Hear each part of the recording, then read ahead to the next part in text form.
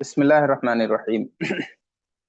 अल्हम्दुलिल्लाहि रब्बिल आलमीन वस्सलातु वस्सलामु अला अशरफिल अंबिया'i वल मुरसलीन व मन तबिअहुम बि इहसानिन इला यौमिद्दीन व बअद।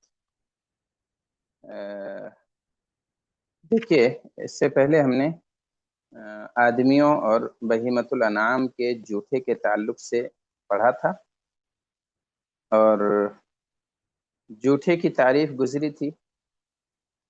वो ये कि पीने वाले के पीने के बाद जो चीज़ बची रह जाती है या खाने के बाद, तो उसे सुअरुन कहते हैं, यानी जूठा कहते हैं। आदमी जो कि पाक है, लिहाजा उसका जूठा भी पाक है। हालत कैसी भी हो, चाहे इस्लाम की हालत हो, कुफ्र की कैफियत हो, जनाबत की हालत हो या हैज की सूरत हो। अल्लाह के रसूल सल्लल्लाहु अलैहि वसल्लम ने फरमाया कि अल मुमिन ला यंजुस। इन हालतों के तारी हो जाने से आदमी का बदन नजिस नहीं हो जाता है। आयशा रजी अल्लाह अन्हा कहती हैं कि आप सल्लल्लाहु अलैहि वसल्लम का अमल ये था कि जब मैं उस हालत में होती थी, यानी हैज की हालत में, और जब गिलास से पानी पी लेती थी, आप आते थे, अपना मुंह मेरे मुंह रखने की जगह पे रख के पानी पीते थे।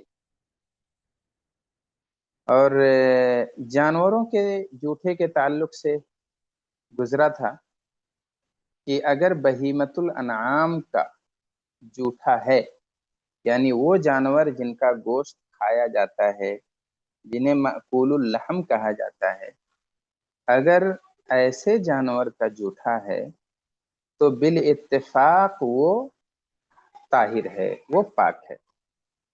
लेकिन अगर गैर माकुलुल लहम का जूठा है, किसी दरिंदे का है, किसी शेर और चीते का जूठा है, तो इसमें इख्तलाफ है। लेकिन सही बात यह है कि अगर उसकी तासीर नहीं बदली है तो वो भी पाक है। अच्छा, अब आप सल्लल्लाहु अलैहि वसल्लम ने, क्योंकि एक दूसरी उसमें अलग से सूअर और कुत्ते के ताल्लुक से हुक्म यह है कि ये जो कि नजासत आइनिया ये हैं, यानी आइनी नजिस है, इनका बदन ही नजिस है, लिहाजा इनके लिए हुक्म यह है कि ये इनका जूठा ये हराम है, ये नजिस है। कल्ब के ताल्लुक से अबू हुरैरा रज़ियल्लाहु अन्हु की रिवायत हमने पढ़ी थी, तहूर इनाई अहदिकुम इज़ा वलग़ फ़ीहिल कल्ब अन यग़सिलहु सबअ मर्रातिन ऊलाहुन्ना बित्तुराब। कि तुम्हारे बर्तन में, अगर किसी के बर्तन में, तुम में से किसी के बर्तन में कुत्ता मुंह डाल दे, तो उसकी सफाई ये है कि 7 दफा धुलेंगे और 1 दफा या पहली बार मिट्टी इस्तेमाल करेंगे। खिंजीर के ताल्लुक से यह है कि चूंकि वो नजिस ऐन है, वो खबीस और गंदी है, लिहाजा उसका जूठा नजिस है। फ़इन्नहु रिज्सुन कुरान में है। दूसरा बाब ये शामिल नहीं है। तीसरा बाब अल-बाब उस-सालिस, तीसरा बाब है क़ज़ाए हाजत और उसके आदाब के ताल्लुक से। क़ज़ाए हाजत और उसके आदाब, तो अब इसमें कहते हैं कि इस बाब के तहत बहुत सारे मसाइल हैं और हम पहला मसला देखते हैं। अल मसअलतुल ऊला अल इस्तिंजाउ वल इस्तिजमारु व क़ियामु अहदिहिमा मक़ामल आखर। अल इस्तिंजा, इस्तिंजा की तारीफ देखेंगे और इस्तिजमार की तारीफ, और इनके कायम मकाम अगर कोई चीज है तो उसे समझेंगे। नया लफ्ज है इस्तिंजा, बोलते रहते हैं हम। इस्तिजमार ये उससे अजनबी है। इस्तिंजा तो हमने सुना था, इस्तिजमार शायद बहुत सारे लोगों ने नहीं सुना होगा। तो इस्तिजमार क्या है? और क़ियाम अहदिहिमा मक़ाम आखर, और इनमें से किसी एक का दूसरे के जगह कायम, दूसरे के कायम मकाम होना। کبھی کبھی یہ چیز نہیں ہوتی ہے لیکن ان کا بدل استعمال کیا جاتا ہے، تو وہ بھی سمجھیں گے۔ الاستنجا، اس کی تعریف ہے ازالت الخارج من السبیلین بالماء۔ استنجا یعنی پانی کے ذریعے سے، یا مطلق تعریف اگر دیکھنا ہو تو پانی استعمال کرنا، یہ استنجا ہے۔ صفائی کے لیے، طہارت کے لیے پانی کا استعمال، چاہے حوائج ضروریہ جو کہ جسے قضائے حاجت کہتے ہیں، یا پھر آدمی پیشاب وغیرہ کرے، تو اس وقت ان کا استعمال استنجا کہلاتا ہے۔ یہ صرف ایک عمل کے لیے خاص نہیں ہے بلکہ دونوں سبیلین، دونوں سے یا دونوں کو پانی کے ذریعے سے جو غلاظت خارج ہوئی ہے اسے زائل کرنا، یہ استنجا کہلاتا ہے۔ ازالہ، زائل کرنا، الخارج من السبیلین بالماء، دونوں راستوں سے، چاہے آگے کا راستہ ہو یا پیچھے کا راستہ ہو، وہاں سے نکلی ہوئی چیز کو زائل کرنا، اس گندگی کو صاف کرنا، بالماء، پانی سے۔ پانی والی شرط ذہن میں رہے، پانی سے صاف کرنا یہ استنجا ہے۔ اور انہی چیزوں کو کسی مباح چیز سے، پتھر سے یا ٹیشو پیپر سے، کاغذ سے، یا اس طرح کی اور چیزیں ہیں، ان سے صاف کرنا، زائل کرنا، یہ استجمار کہلاتا ہے۔ تو استنجا اور استجمار دونوں سبیلین کے سے نکلی ہوئی گندگی کی صفائی کے لیے استعمال ہوتا ہے۔ اگر پانی استعمال ہوا ہے تو استنجا کہلائے گا، اور اگر پانی کی جگہ کچھ اور مباح چیز استعمال ہوئی ہے، جائز چیز جس سے روکا نہیں گیا ہے وہ چیز، تو وہ استجمار کہلاتا ہے۔ الاستجمار مسحہ بطاہر مباح منقن، کہ اس کا پوچھنا یعنی سبیلین کا، بطاہر مباح، طاہر چیز سے اور حلال چیز سے، مباح یعنی جس سے روکا نہیں گیا، منقن صاف چیز سے۔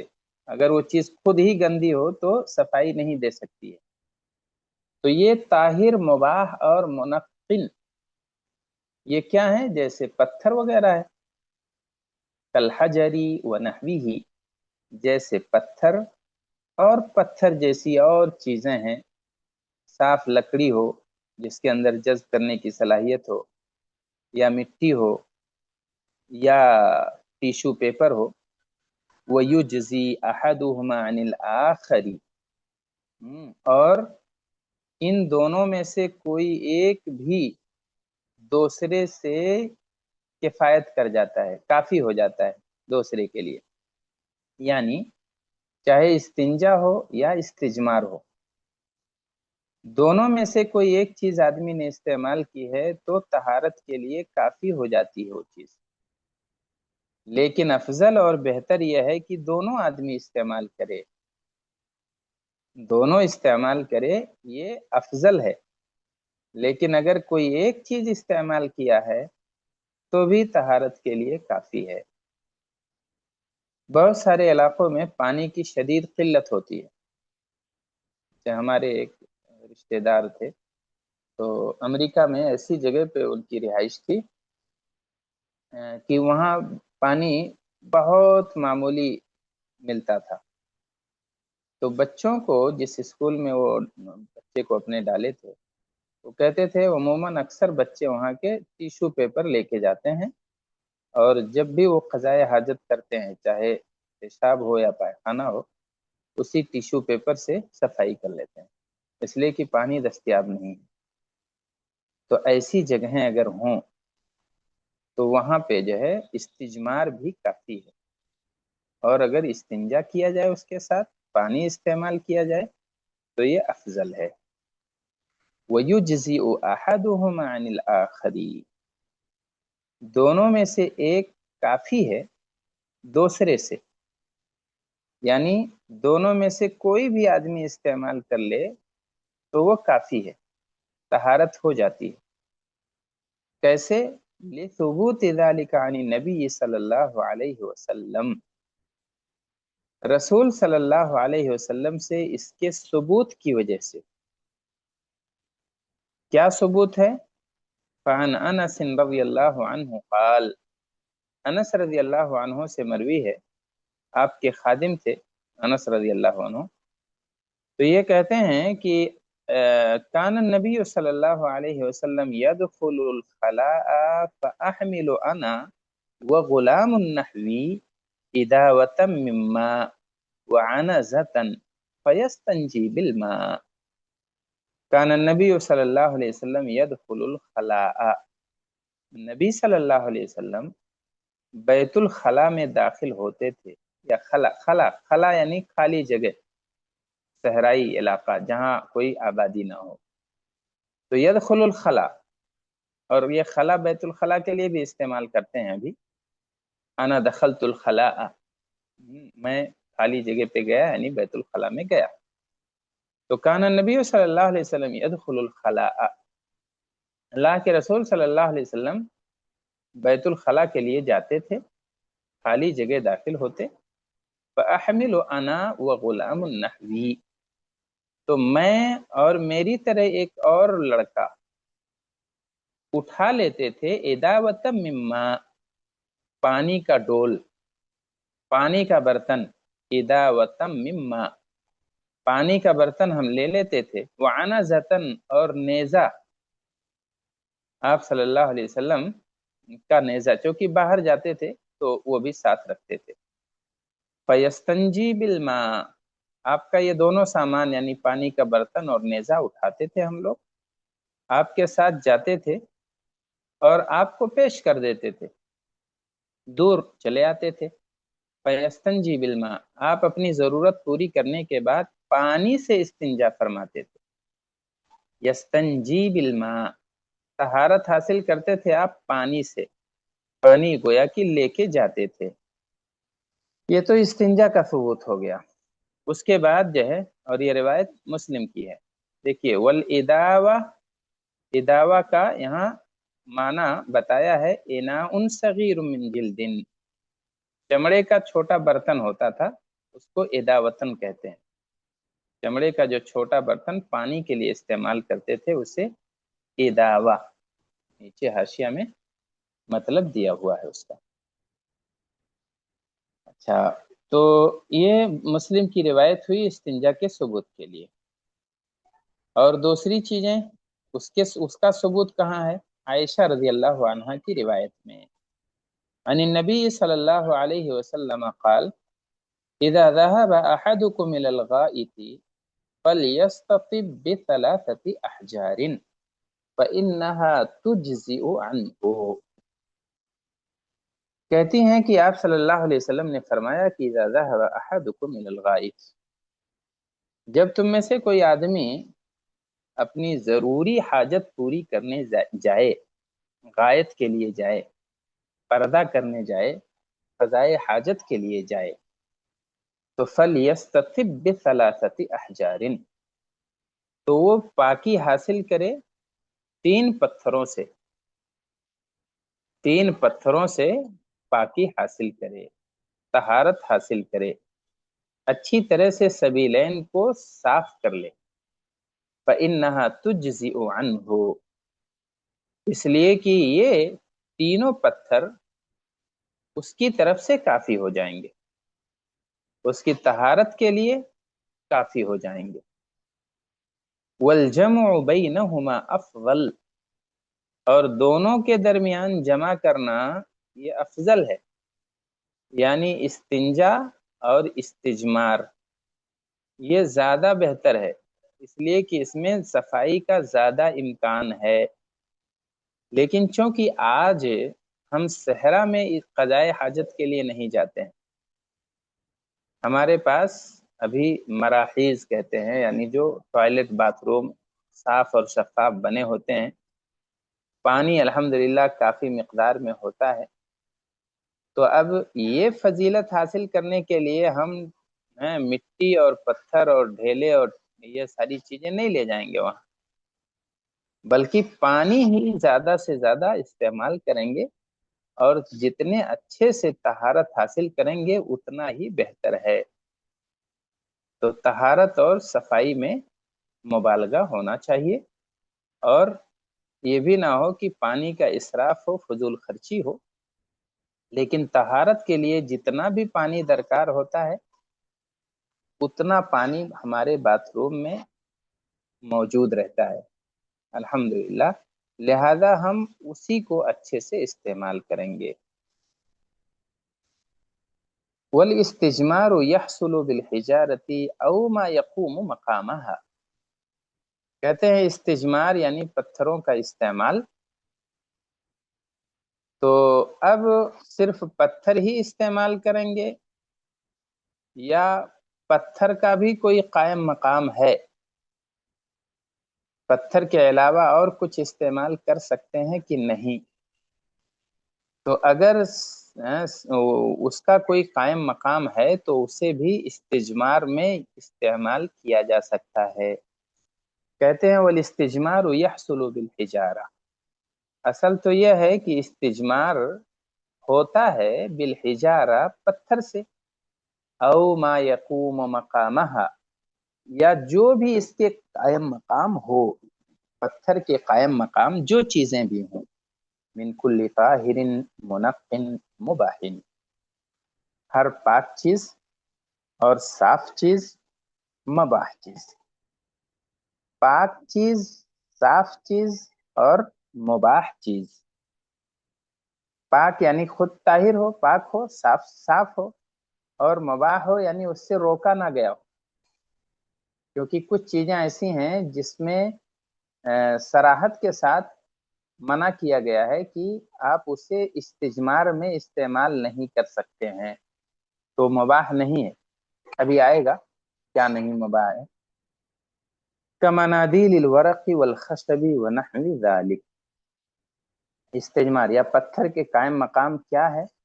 صاف بھی ہے، پاک بھی ہے، مباح بھی ہے، جیسے منادیل ہیں، مندیل، ٹیشو پیپر، منادیل الورق، یہ پتے کے جو ٹیشو پیپر ہیں یا کاغذ کے یا جس کے بھی بنائے جاتے ہیں، والخشب، اور لکڑی وغیرہ ہے، ونحو ذلک، اور اس جیسی جو چیزیں ہیں، مٹی بھی ہے، مٹی کے اندر وہ خاصیت ہے، تو ان چیزوں کو استعمال کیا جا سکتا ہے۔ لأن النبی صلی اللہ علیہ وسلم کان یستجمر بالحجارۃ فیلحق بها ما یماثلها فی الانقاء، اس لیے کہ نبی صلی اللہ علیہ وسلم پتھریلی جگہ پہ رہتے تھے، اور جب باہر جاتے تھے تو پتھر کی کثرت کی وجہ سے پتھر استعمال کرتے تھے استجمار میں، فیلحق بها، تو پتھروں سے ملا دیا جائے گا حکم کو، ما یماثلها فی الانقاء، جو بھی پتھروں کے مماثل ہیں صفائی میں، جتنی بھی چیزیں پتھروں جیسی ہیں صفائی کے لیے، ان سب کو پتھروں کے قائم مقام رکھا جائے گا۔ فیلحق بها، تو پتھروں ہی سے ملحق کیا جائے گا، ملایا جائے گا جو پتھروں جیسی ہیں صفائی میں۔ ولا یجزئ فی الاستجمار اقل من 3 مسحات، استجمار میں کافی نہیں ہے، اقل من 3 مسحات، 3 مسحات یعنی 3 دفعہ پوچھنا، 3 مسحات، 3 دفعہ مسح کرنا، 3 دفعہ پوچھنا، تو استجمار میں 3 دفعہ پوچھنے سے کم کافی نہیں ہے، کم سے کم 3 دفعہ اسے استعمال کرنا چاہیے، پوچھنا چاہیے۔ لحدیث سلمان رضی اللہ عنہ، سلمان رضی اللہ عنہ کی حدیث کی وجہ سے، سلمان فارسی، نہانا یعنی النبی صلی اللہ علیہ وسلم نستنجی بالیمین، ہمیں روکا ہے، نہانا، ہمیں منع کیا ہے. تو منع کرنے والا کون تھا؟ یعنی نبی، یا نبی صلی اللہ علیہ وسلم کو مراد لیا، اس لیے کہ شریعت میں حکم دینے والے اور منع کرنے والے صحابہ کو اللہ کے رسول ہی رہتے تھے. تو ہمیں روکا ہے نبی صلی اللہ علیہ وسلم نے ان نستنجی بالیمین، اس بات سے کہ ہم داہنے ہاتھ سے استنجا کریں. داہنے ہاتھ سے استنجا نہیں کرنا چاہیے، اس سے منع کیا گیا ہے. اور کیا منع کیا گیا ہے؟ وَأَن نَسْتَنْجِي بِأَقَلَّ مِنْ ثَلَاثَةِ أَحْجَارٍ، اور اس بات سے بھی روکا ہے کہ ہم استنجا یا صفائی کریں 3 پتھروں سے کم کے ذریعے. 3 پتھروں سے کم میں استنجا، یہ بھی منع ہے. داہنے ہاتھ سے استنجا، یہ بھی منع ہے. اور کیا منع ہے؟ وَأَن نَسْتَنْجِيَ بِرَجِيعٍ أَوْ عَزْمٍ، اور یہ بھی منع ہے کہ ہم استنجا کریں برجیع، گوبر یا لید سے، او عزم یا ہڈی سے. یعنی رجیع او عزم، ان چیزوں سے. رجیع جو گندی چیز ہو، گوبر وغیرہ، اور عزم یعنی ہڈی، یہ کسی کی غذا ہے، جناتوں اور شیطانوں کی. تو وہ کھانے والی چیز کا احترام سب کے ہاں ہے، وہ ان کی محترم چیز ہے، ہم اس سے استنجا نہیں کریں گے. تو معلوم یہ ہوا کہ استنجا اور استجمار یہ دونوں صفائی کے لیے استعمال کی جائیں گی، اور ان کے استعمال کی شرائط کیا ہیں؟ وہ یہ، یا آداب ہیں، یہ ہیں کہ داہنے ہاتھ سے نہیں استنجا ہوگا، 3 پتھروں سے کم میں نہیں ہوگا، اور لید، گوبر یا ہڈی وغیرہ نہیں استعمال کریں گے. تو پہلا مسئلہ ہم نے جان لیا، استنجا اور استجمار. استنجا سبیلین کو پانی سے دھلنا، آگے اور پیچھے والی چیز کو، یہ استنجا ہے. اور استجمار کی اگر تعریف کوئی پوچھے تو کہیں گے کہ انہیں پوچھنا مباح، پاک اور طاہر چیزوں سے، اور دونوں میں سے کوئی ایک بھی آدمی نے استعمال کیا تو طہارت ہو جائے گی. ثبوت ہے اس کا نبی سے، جیسے کہ انس رضی اللہ عنہ کی روایت ہے، وہ پانی سے استنجا کے بارے میں ہے. اور عائشہ رضی اللہ عنہ کی روایت ہے، یہ پتھر اور پتھر کے جیسی چیزوں کے استعمال کے ثبوت کے لیے ہے. دونوں اگر استعمال کرے آدمی تو اور بہتر ہے. لیکن آج کے دور میں چونکہ حمام ہوتا ہے، باتھ روم ہوتا ہے، ٹوائلٹ وغیرہ اچھے خاصے انداز کا پانی کی کثرت ہوتی ہے، لہذا اس کی ابھی کوئی ضرورت نہیں ہے. اور استجمار کس سے ہوتا ہے؟ پتھر اور پتھر کے قائم مقام چیزوں سے. بس شرط یہ ہے کہ وہ صاف ہو، پاک ہو، اور مباح ہو، یعنی روکا نہ گیا ہو اس کے استعمال سے شریعت میں. جیسے سلمان فارسی رضی اللہ عنہ نے کہا کہ نبی صلی اللہ علیہ وسلم نے ہمیں منع کیا ہے کہ ہم داہنے ہاتھ سے استنجا کریں، اس سے بھی روکا ہے کہ 3 پتھروں سے کم استعمال کریں، اور اس سے بھی روکا ہے کہ گوبر، لید یا ہڈی استعمال کریں. المسألة الثانیہ استقبال القبلة واستدبارها حال قضاء الحاجہ. اسی سے جڑا ہوا ایک مسئلہ یہ ہے کہ ہم جب قضاء حاجت کریں گے، قضاء حاجت کی حالت میں ہوں گے، تو ہماری پوزیشن کیا ہوگی یا ہمارا ڈائریکشن کیا ہوگا؟ استقبال القبلة واستدبارها، قبلے کا استقبال اور اس کا استدبار. استقبال یعنی سامنا، اور استدبار یعنی پیچھا، یعنی پشت کی جانب، اس کی طرف پشت کرنا یا اس کی طرف چہرہ کرنا قبلے کی جانب. کب؟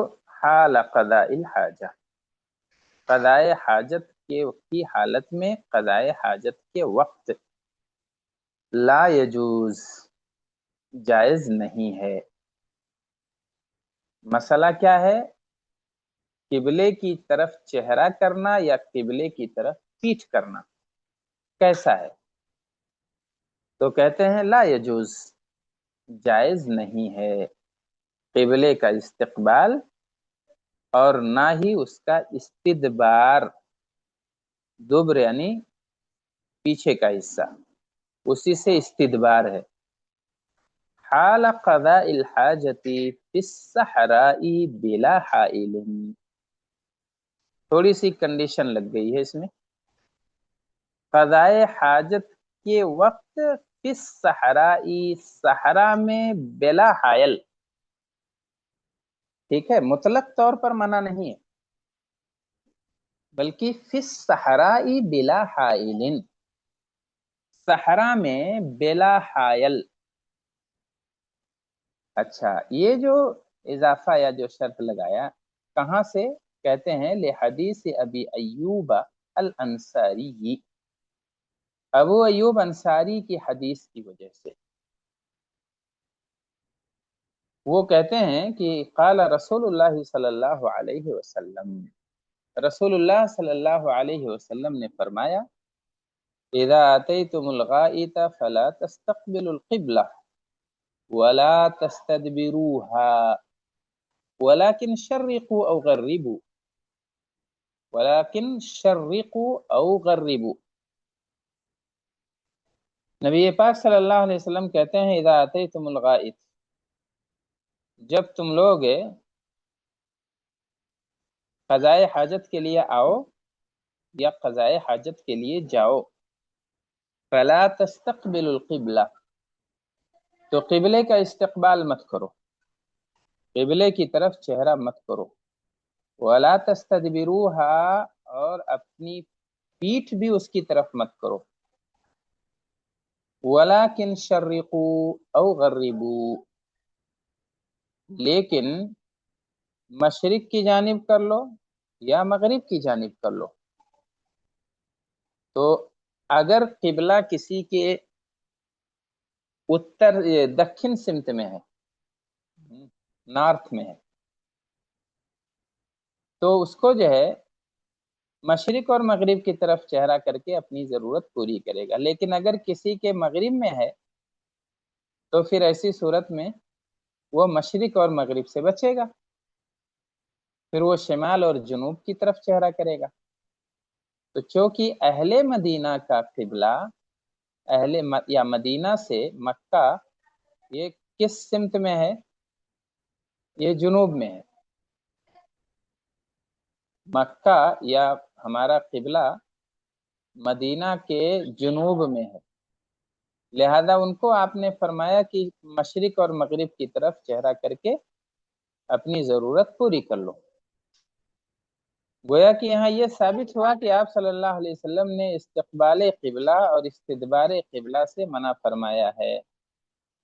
قال ابو ایوب، ابو ایوب رضی اللہ عنہ فرماتے ہیں فقدمنا الشام، ہم ایک دفعہ شام آئے ہوئے تھے، ملک شام. فوجدنا مراحیض، تو دیکھا کہ کچھ ٹوائلٹ بنے ہوئے ہیں. وجدنا مراحیض، ہم نے ٹوائلٹ کو پایا. قد بنیت نحو الکعبہ، کعبہ کی جانب انہیں بنایا گیا تھا، یعنی استقبال اور استدبار میں اسلامی ادب کا لحاظ نہیں رکھا گیا تھا. فننحرف عنها، تو ہم نے چہرہ وہاں سے پھیر لیا، منحرف ہو گئے، ہٹ گئے. ونستغفر اللہ، اور اللہ تبارک تعالیٰ کا ہم استغفار کرنے لگے۔ جب بھی اللہ کے حکم کی مخالفت ہوتی تھی تو صحابہ کرام استغفر اللہ کہتے تھے۔ تو یہاں انہوں نے اپنا عمل بتایا، اور شام میں جو کچھ انہوں نے دیکھا تھا ٹوائلٹ کس طرح سے بنے ہوئے تھے اس کا ذکر کیا، لیکن معلوم یہ ہوا کہ استقبال قبلہ اور استدبار قبلہ سے روکا گیا ہے اور اس سے بچنا چاہیے۔ اما ان کا نفی بنیان، یہ صحرا کی بات ہو گئی، لیکن اگر عمارت میں باتھ روم ہو، بنیان میں، عمارت میں، بلڈنگ اور مکان میں، او کان بینہ وبین القبلۃ شیء یسترہ، یا عمارت میں نہ ہو، کہیں باہر ہو، لیکن قبلے اور اس کے درمیان کوئی چیز ہو، یسترہ، جو اسے ڈھانک رہی ہو، کوئی حائل ہو، کوئی پردہ ہو، دیواریں ہوں، فلا باس بذلک، تو اس میں کوئی حرج کی بات نہیں ہے۔ اگر کوئی حائل ہے، دیوار ہے، تو ایسی صورت میں اس کی طرف استقبال یا استدبار میں کوئی حرج نہیں ہے۔ دلیل کیا ہے؟ لحدیث ابن عمر رضی اللہ عنہما، ابن عمر رضی اللہ عنہما کی حدیث کی وجہ سے، انہ رأى رسول اللہ صلی اللہ علیہ وسلم یبول فی بیتہ مستقبل الشام مستدبر الکعبہ، اللہ کے رسول صلی اللہ علیہ وسلم کو انہوں نے دیکھا یبول فی بیتہ، آپ اپنے گھر میں بنے ہوئے حمام میں، ٹوائلٹ میں، یبول، پیشاب کر رہے تھے، مستقبل الشام، شام کی طرف چہرہ کر کے، مستدبر الکعبہ، کعبے کی طرف پیٹھ کر کے، شام کی طرف آپ کا چہرہ تھا اور کعبے کی طرف آپ کی پشت تھی۔ تو یہ اللہ کے رسول صلی اللہ علیہ وسلم کا یہ عمل، اس سے معلوم یہ ہوا کہ شام کی طرف چہرہ، اگر شام کی طرف چہرہ ہوگا تو کعبے کی طرف پشت ہوگی، اس لیے کہ کعبہ مدینے سے جنوب میں ہے اور شام مدینے کے شمال میں ہے۔ تو یہاں، اور وہ بھی شام کا یعنی بیت المقدس وہ قبلہ اول ہے، اور خانہ کعبہ یہ ہمارا ابھی قبلہ ہے، قبلہ ثانی اس کو کہتے ہیں۔ تو آپ صلی اللہ علیہ وسلم نے ایسا کیا، استقبال اور استدبار، لیکن کب کیا؟ جب حائل تھا، جب پردہ تھا، جب گھر میں تھا، جب دیواریں تھیں، لیکن صحرا میں آپ صلی اللہ علیہ وسلم کا یہ معمول نہیں تھا۔ وَلِحَدِيثِ مروان الاسفر قال، اور مروان الاسفر کی جو حدیث ہے، کہتے ہیں کہ اناخ ابن عمر بعیرہ مستقبل القبلہ، کہ میں نے دیکھا کہ اناخ ابن عمر، ابن عمر نے اپنی سواری کو، بعیر یعنی اپنے اونٹ کو، اپنی اونٹنی کو انہوں نے بیٹھایا، مستقبل القبلہ، قبلہ کی طرف چہرہ کر کے، ثم جلس یبول الیہ، پھر اسی طرف چہرہ کر کے انہوں نے پیشاب بھی کی۔ فقلت، تو میں نے کہا کہ ابو عبد الرحمن، الیس قد نہی عن ھذا، کیا اس سے روکا نہیں گیا ہے؟ قبلے کی طرف چہرہ کر کے پیشاب کرنے سے منع نہیں کیا گیا ہے ابو عبد الرحمن؟ قال، تب انہوں نے کہا بلا، کیوں نہیں، روکا گیا ہے۔ لا تستقبل القبلۃ ولا تستدبروها کہا گیا ہے، لیکن کہا انما نہی عن ھذا فی الفضاء او فی الصحراء، یہ ممانعت جو ہے صرف صحرا میں ہے، فضا میں ہے، یعنی کھلی جگہ میں ہے، جب کوئی حائل نہ ہو، جب کوئی دیوار نہ ہو، اما اذا كان بينه وبينك اما اذا كان بينك وبين القبلة شيء يسترك فلا بأس، لیکن اگر تمہارے اور قبلے کے درمیان کوئی چیز ہو، یسترو کا جو تمہیں ڈھانک رہی ہو، فلا باس تو اس میں کوئی حرج کی بات نہیں ہے۔ معلوم یہ ہوا کہ سواری کو حائل بنایا تھا انہوں نے، اور بھلے قبلے کی طرف چہرہ تھا لیکن انہوں نے اس کی خلاف ورزی نہیں کی۔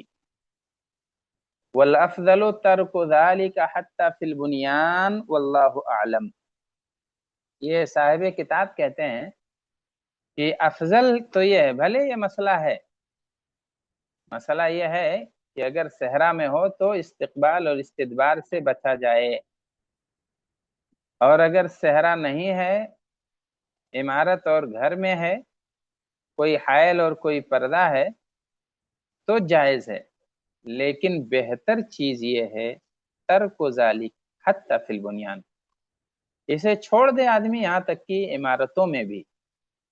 لہذا اسی افضلیت پر عمل کرتے ہوئے مسلمانوں کے ہاں اس کا لحاظ رکھا جاتا ہے کہ ٹوائلٹ اور باتھ روم کا رخ جو ہے مغرب کی طرف نہیں ہوتا ہے، یعنی جو ہے پورب اور پچھم کی طرف آدمی کا کہ اس کی پشت اور اس کا جو ہے چہرہ نہ ہونے پائے، اس کا لحاظ رکھا جاتا ہے۔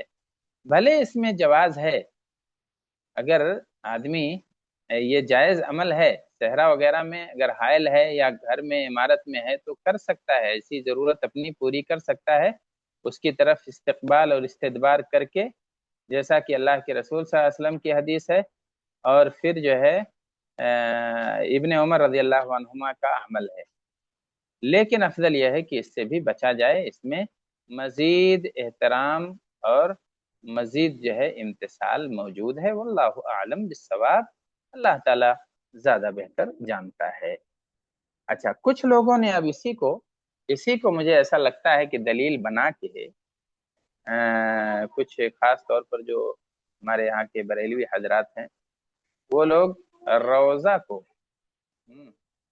اللہ کے رسول، روضہ وہ ریاض الجنہ نہیں، بلکہ جو آپ صلی اللہ علیہ وسلم کے قبر کے اوپر یا آپ کے گھر کے اوپر جو ہرا سا گنبد بنا ہوا ہے، اس کو یہ لوگ جو ہے قبلے کا قبلہ کہتے ہیں، اپنی مرضی سے، ایسے کہیں دلیل نہیں ہے، بس انہوں نے اپنی مرضی سے اس کو بنا لیا، کہا کہ وہ قبلے کا قبلہ ہے، تو اس کی طرف بھی یہ لوگ جو ہے استقبال و استدبار نہیں کرتے ہیں، حالانکہ جب دعا مانگنی ہوتی ہے تو اس کی طرف چہرہ کر کے مانگتے ہیں بلا دلیل۔ ایسے ہی حرم میں ہم لوگ جب کام کرتے تھے تو وہاں بہت سے لوگ ایسے الٹے چلتے تھے، یعنی الٹا اس طرح سے کہ استقبال تو رہتا تھا لیکن پیٹھ نہ ہونے پائے اس گنبد کی طرف، اس لیے ایسے پیچھے چلتے تھے، مرد بھی عورتیں بھی، کبھی کوئی دیوار سے ٹکرا جاتا تھا، کبھی کوئی کسی اجنبی مرد سے لڑ جاتا تھا، تو ایسے ہوتا تھا۔ یہ سب حیرت انگیز باتیں، پھر ہم لوگ جب منع کرتے تھے، سمجھاتے تھے، تو خیر اتنے جلدی کہاں سمجھ میں آتا ہے، لیکن ایک دفعہ میں نے کہا کہ دیکھو ابھی استقبال اور استدبار دونوں سے روکا گیا ہے نا قبلے کا، لیکن تم تو استقبال کر رہے ہو، صرف استدبار سے بھاگ رہے ہو۔ شرمگاہ تو آدمی کے آگے بھی ہے، آدمی کے پیچھے بھی ہے، اور اگر تمہاری ساری شرمگاہ سے پیچھے ہے تو کوئی بات نہیں۔ تو تھوڑی دیر کے لیے وہ آدمی تھمکا اور تھوڑا غور کیا، بعد میں دوسرے دن ملا، اس مسئلے پہ اور مزید بات ہوئی۔ کہنے کا مطلب یہ ہے کہ کچھ لوگوں نے اپنی مرضی سے نکال لیا اور قبلے والی روایت کو گنبد پہ بھی لا کے فٹ کر دیا۔ اللہ تعالیٰ صحیح سمجھ دے اور ہدایت دے۔ اب اس میں میرے خیال سے واضح ہے، اگر کوئی سوال ہو تو آپ لوگ سوال کر سکتے ہیں۔